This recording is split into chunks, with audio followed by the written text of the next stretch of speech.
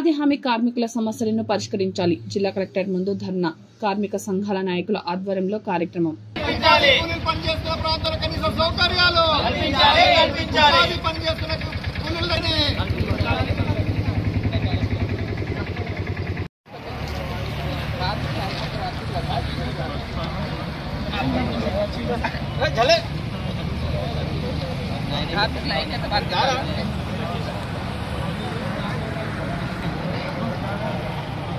ఉపాధి హామీ పని గతంలో ఇచ్చిన రాజీ లేని అంశాలు.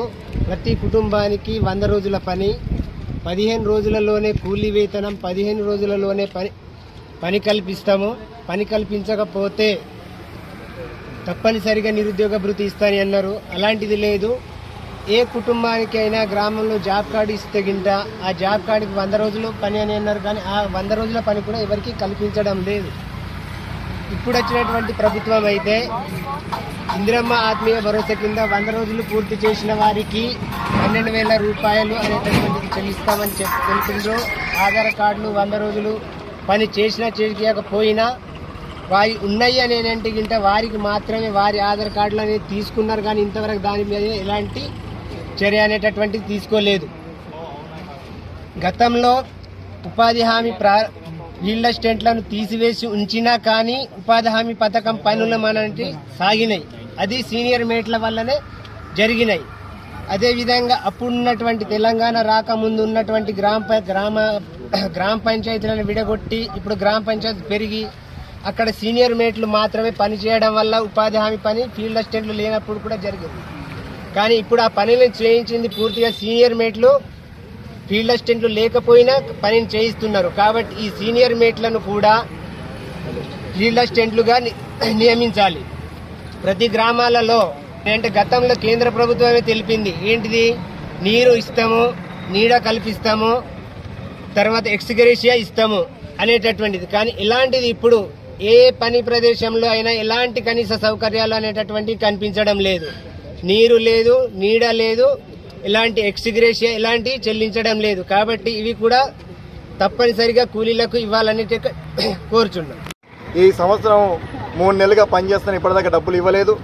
గత సంవత్సరం చేసిన పనులు పెండింగ్ డబ్బులు ఇంకా అట్లాగే ఉన్నాయి.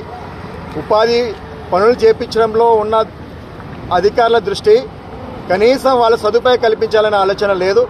మీరు జిల్లా మొత్తం ఎక్కడైనా తిరిగినా కానీ కనీసం మంచినీళ్ళనే లేవు, అట్లాగే టెంటు లేవు, అదే మెడికల్ కిట్గా లేవు, కనీసం ఓఆర్ఎస్ ప్యాకెట్ ఇచ్చిన పరిస్థితులు ఈ అధికారులు లేని చెప్పేసి మేము భావించవచ్చు.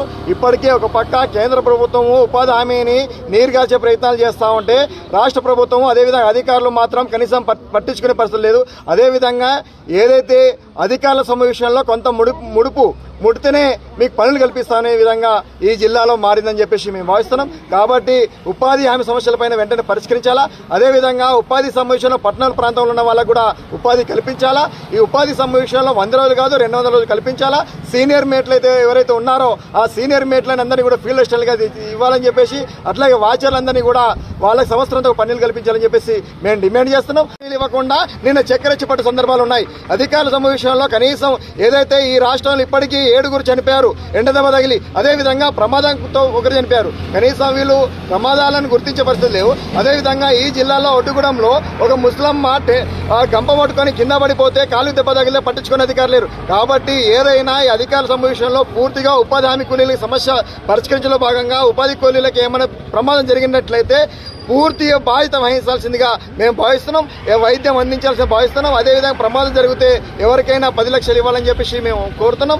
అదేవిధంగా ఉపాధి సమావేశంలో కొలతలు లేకుండా డబ్బులు అనేది ఇవ్వాలా. కొలతలలో పెద్ద ఎత్తున అవినీతి జరుగుతుంది. కొలతలు సరిగ్గా కొలవట్లేదు. కొలిసిన వారానికి 15 రోజులకు కొలవడంతో ఆ కొలతలను సరిగ్గా రాకపోవడంతో ఒక్కొక్క కూలీకి 150, 100 రూపాయలు, అట్లాగే ఎవరికి కూడా 250, 270 దాటింది లేదు.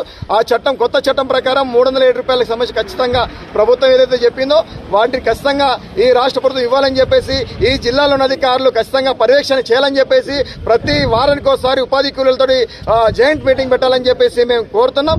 ఈ లేని పక్షంలో ఈ జిల్లాలో ఈ ఉపాధి కూలీల సమస్యలపైన ఇంకా పెద్ద ఉధృతం చేయడానికి మేము సిద్ధంగా అని చెప్పేసి వ్యవసాయ కార్మిక సంఘం డిమాండ్ చేస్తున్నాం.